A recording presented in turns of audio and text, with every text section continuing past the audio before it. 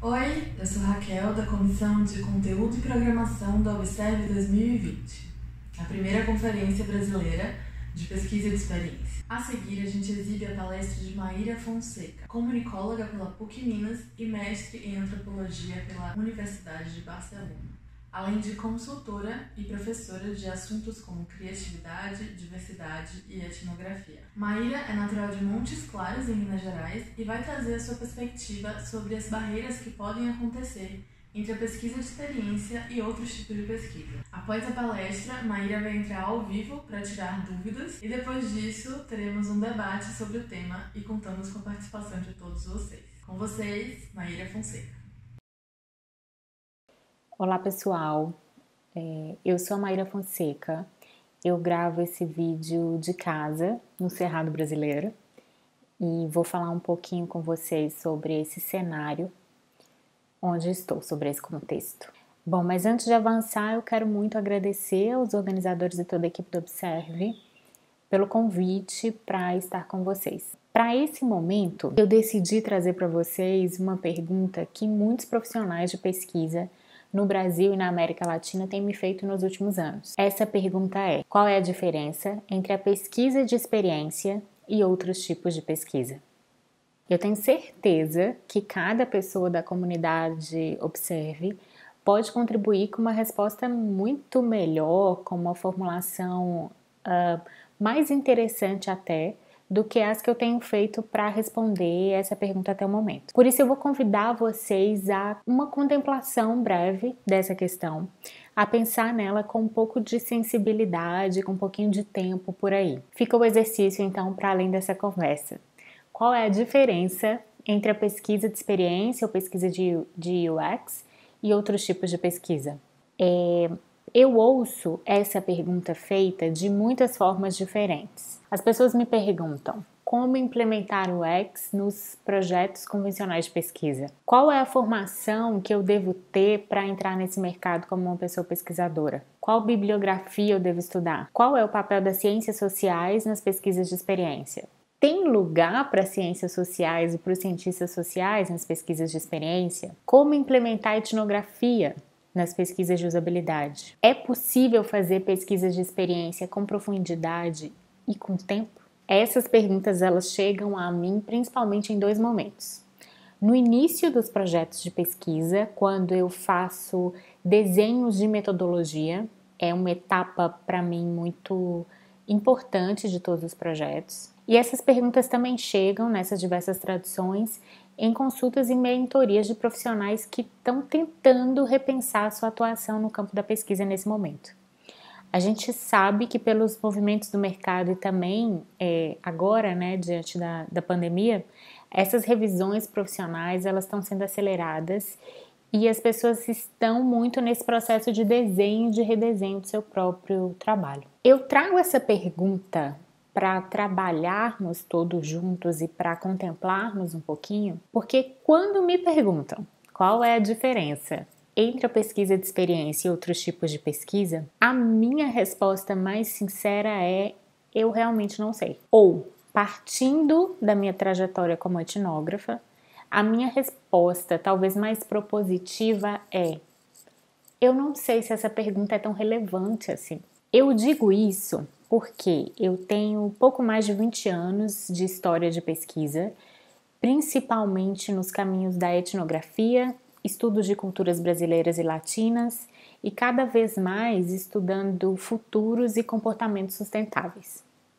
Nesses três caminhos que eu percorri até hoje como pesquisadora, as temáticas, os assuntos que a gente traz relacionados à pesquisa de experiência, eles já são muito presentes e eles são muito consolidados nesses três caminhos. Alguns desses temas que eu vejo que são do campo da pesquisa de experiência ou de usabilidade, que já são muito presentes e muito consolidados, tanto na etnografia como no estudo de culturas brasileiras e latinas e cada vez mais também nos estudos de futuros e comportamentos sustentáveis, são a observação das práticas e dos padrões de comportamento das pessoas para além do discurso. Uma outra temática, também consolidada, A interação das pessoas com objetos, linguagens, ferramentas e técnicas diversas. A observação de diferentes cenários de interação entre pessoas e, nesses cenários, a introdução constante de inovações que influenciam e reorganizam os comportamentos e as relações. Um outro assunto muito presente nesses 3 caminhos de pesquisa: desenhos e projetos centrados no ser humano. A tradução de práticas e rituais para novos cenários e para novas plataformas de interação. Como, então, replicar, na medida do que é possível, atualizando de acordo com os novos cenários e com as novas linguagens, rituais e práticas que são importantes para as pessoas. Quando eu olho para esses temas, que são temas hoje de pesquisa de experiência, que são temas de certa forma clássicos da etnografia, das pesquisas de culturas brasileiras e latinas e das pesquisas para a sustentabilidade, além das novas ferramentas que existem hoje e que estão no campo da pesquisa de experiência, ferramentas tanto metodológicas como ferramentas, gadgets, superfícies, interfaces, tecnologias, como objeto de estudo, de onde eu olho, eu não vejo grandes novidades. Os conceitos balizadores, os dilemas éticos e as habilidades profissionais essenciais de uma pessoa pesquisadora, para mim, parecem ser mais ou menos as mesmas. Por que eu digo que esses temas, que são temas da pesquisa da experiência, eles são, por exemplo, temas muito presentes no campo da etnografia? Eu vou trazer aqui uma fala clássica sobre metodologia do Lévi-Strauss. Não se pode estudar os ritos sem analisar os objetos e as substâncias que são fabricadas e que são manipuladas. Não se pode estudar regras sociais independentemente de coisas que lhe correspondem. A antropologia social não separa cultura material e cultura espiritual. Os homens se comunicam por meio de símbolos e signos. Para a antropologia, que é uma conversa do homem com o homem, tudo é símbolo e signo que se coloca como intermediários entre 2 sujeitos. Então, há algum tempo, os grandes clássicos da antropologia, eles se dedicam a estudar objetos, interfaces, linguagens que são mediadoras da experiência humana. A interpretação antropológica de qualquer forma de vida social e cultural, ela passa pela descrição etnográfica dos usos individuais e coletivos das coisas, dos objetos. Não somente porque esses objetos, eles têm funções práticas indispensáveis, eles têm funcionalidades no cotidiano das pessoas, mas mais importante do que isso, porque esses objetos, eles desempenham funções simbólicas. E essas funções simbólicas é o que, na verdade, possibilita que esses objetos tenham também funções práticas. Isso acontece no contexto dos usos sociais, econômicos e cotidianos dos objetos. Isso acontece também no uso ritualístico dos objetos. Qual é um perigo que a gente corre enquanto pessoa pesquisadora? Nessa medida, um grande risco que a gente corre, principalmente quando a gente pesquisa objetos e interações que nós também praticamos, que nós também utilizamos, é o risco da gente se limitar a perceber todo esse universo somente segundo uma razão prática, esquecendo toda a dimensão simbólica, toda a camada de significado que é também específico de cada contexto. Mas há mais de 100 anos, a literatura antropológica e etnográfica, ela tem nos ensinado exatamente como observar a forma como as pessoas interagem com as coisas, os significados que são atribuídos a isso e os significados que estão por trás dessas práticas. Franz Boas, outro antropólogo muito importante, ele avançou um pouco nessa teoria dizendo que é preciso pensar os objetos pelas suas funções e significados no contexto específico de cada sociedade ou de cada cultura onde ele foi produzido e onde ele é usado. Isso de pensar o contexto é algo que eu trago para os trabalhos, principalmente para os desenhos metodológicos, de desagregar dados, na hora de considerar a heterogeneidade da sociedade, desde a formação da equipe de um projeto, passando pelo recrutamento, passando pelos cortes analíticos da informação que foi levantada. E quando a gente fala sobre pesquisa e Brasil, a gente sabe que os grupos mínimos para desagregar dados, eles me parecem ser identidade de gênero, geografia, renda, identidade de raça e idade. Quando o Franz Boas, ele traz essa noção de que é preciso entender o contexto de fabricação e o contexto em que os objetos eles são utilizados, em que acontece a interação pessoas, coisas, gente, coisa, ele evolui dizendo que quando a gente estuda a experiência das pessoas com coisas, a gente precisa deslocar o foco de descrição e análise dos objetos materiais, suas formas, matérias, técnicas de fabricação, para analisar também os seus usos e significados e, portanto, as relações sociais que são estabelecidas a partir da tessitura, a partir da costura entre pessoas e coisas interagindo em cenários e em determinados contextos. Nessa medida, mais do que transmitir um significado, um objeto, uma interface, uma linguagem, organiza e constitui a própria vida social. Quando Franz Boas fala sobre a importância do contexto, tem algo para a gente se relembrar aqui enquanto pessoa pesquisadora, que a pessoa pesquisadora ela precisa se permitir desaprender, numa postura sem vaidade, implementando o olhar da criança, um olhar de quem sabe ser ignorante da realidade. Já que eu não sei tudo o que acontece na realidade, já que a minha base analítica certamente será diferente da forma como as pessoas compreendem todas aquelas relações e aqueles cenários, tudo bem que eu seja ignorante, melhor que eu seja ignorante. Então essas questões que elas são muito importantes para a pesquisa de experiência, elas são questões clássicas, primordiais da antropologia e da etnografia. Esses temas eles também atravessam de forma central os estudos de culturas brasileiras e latinas, inclusive na perspectiva da imaterialidade. Em antropologia eu falei bastante até agora sobre uma visão de como estudar e como analisar e como entender o papel das coisas, né, das matérias, para entender as relações humanas. Nos estudos de culturas brasileiras e latinas também existe essa noção da imaterialidade, aqueles comportamentos e hábitos que são repetidos, mas que eles não cristalizam em matéria. Eu estou falando, por exemplo, de inventários de práticas e rituais, receitas de comida, modos de fazer festa, dança, música, por exemplo.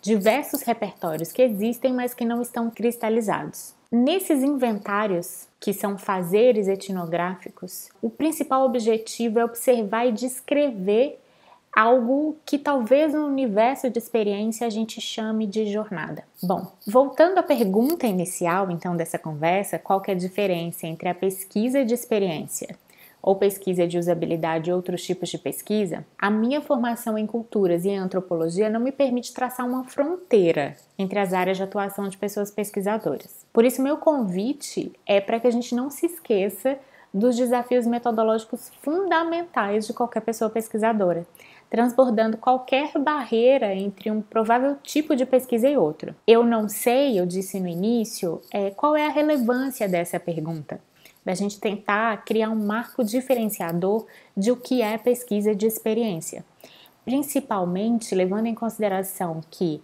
novas matérias, novas tecnologias, novas linguagens, novos cenários de estudos sempre surgiram. Não é uma novidade. Talvez, então, seja interessante a gente voltar para as perguntas que elas são mesmo muito importantes de qualquer pessoa pesquisadora, inclusive para a pessoa pesquisadora de experiência. Essas perguntas que eu deixo com vocês são: como formar uma geração de pesquisadores que se lembra que o dado etnográfico, ou seja, aquilo que um correto e um ético campo de pesquisa revela, o dado etnográfico é mais relevante que a subjetividade da pessoa pesquisadora, daquilo que eu sinto ou não, eu interpreto, eu reafirmo a partir da minha base de valores e do meu histórico pessoal. Como é que a gente se lembra? Como é que a gente forma uma geração de pesquisadores que se lembra que o dado etnográfico, para esse trabalho, para esse fazer, é mais relevante que a subjetividade de quem pesquisa? Como nos lembrar que em pesquisa o repertório do outro pesquisado é mais importante que o nosso próprio repertório? até porque é o repertório do outro que deve ser a única matriz possível de análise daquelas informações que a gente levantou. Senão a gente vai usar categorias que podem ser preconceituosas, superficiais, que não se aplicam. Como é que a gente faz para a gente se lembrar disso? Como ampliar o tempo e o espaço de convivência com pessoas pesquisadas de forma a gente ter mais profundidade de informação e mais textura para análise, considerando inclusive a paisagem cultural. No início da conversa eu falei com vocês que eu gravo esse vídeo de minha casa no Cerrado Brasileiro e falei que ia comentar um pouco sobre isso. Os meus estudos recentes, eles me trouxeram essa variável de observação que é o que eu chamo até agora, provavelmente esse nome vai ser revisto e ampliado, mas eu chamo até agora de paisagem cultural. A paisagem cultural, ela engloba o cenário físico ao redor da pessoa, engloba questões que dizem respeito à geografia e natureza, como clima, como a alimentação disponível, engloba o conjunto de outras pessoas que estão presentes física ou virtualmente no mesmo ambiente que aquela outra pessoa, engloba o inventário, a linguagem, todo o repertório daquela pessoa, engloba o contexto social e econômico onde aquela pessoa está inserida. E tudo isso, de acordo com os meus aprendizados, vai influenciar nos mínimos comportamentos que a gente observa de uma pessoa. Então, quanto mais a gente souber sobre a paisagem cultural em que aquela pessoa está inserida, mais a gente vai conseguir entender as camadas de significado, as relações, as priorizações e as jornadas daquela pessoa. Nessa medida, uma outra pergunta que parece ser muito importante para a gente não se esquecer é: por mais pontual que pareça ser a pergunta de pesquisa, como considerar todas as camadas de contexto na hora de levantamento de informação de pesquisa de experiência e na hora da análise? E uma última pergunta: como desenhar a experiência de pesquisa de forma metodologicamente consistente, pensando no antes no campo, na equipe em campo, no durante o campo, no resultado do campo, no legado humano e social daquele projeto. Eu reforço então o convite para que a gente possa transbordar essas barreiras da pesquisa na medida de não nos fixarmos tanto as possíveis diferenças entre um tipo de trabalho e outro, entre áreas ou departamentos, inclusive de uma mesma empresa. Ainda que a gente tenha necessidade de aplicar todo o conhecimento prévio que existe sobre coleta e análise de informações a novas ferramentas e a introdução de tecnologias que vão mudar a forma como todas as pessoas trabalham, inclusive a forma como nós trabalhamos nos próximos anos, eu percebo que os principais desafios profissionais da pessoa pesquisadora ainda dialogam com a essência do que é fazer pesquisa. Existe atualmente muito estímulo para que a gente possa aprender novas linguagens, novas ferramentas, novas tecnologias. E isso é muito importante. Mas a minha visão é que o nosso trabalho é essencialmente sobre gente e não sobre coisa. Nessa medida, eu acredito que o ofício da pessoa pesquisadora, seja pesquisadora de experiência ou não, passa por questões sociais e humanas. Primeiro porque a gente precisa dar conta de verdadeiramente observar e traduzir comportamentos de outras pessoas. Principalmente porque as características de um bom pesquisador são inevitavelmente habilidades humanas. Estudar ciências humanas, conviver e transitar por diferentes cenários humanos, acompanhar dados da sociedade e definitivamente deixar-se incorporar diferentes paisagens culturais. Esse é meu convite final para que a gente possa seguir conversando. Muito obrigada!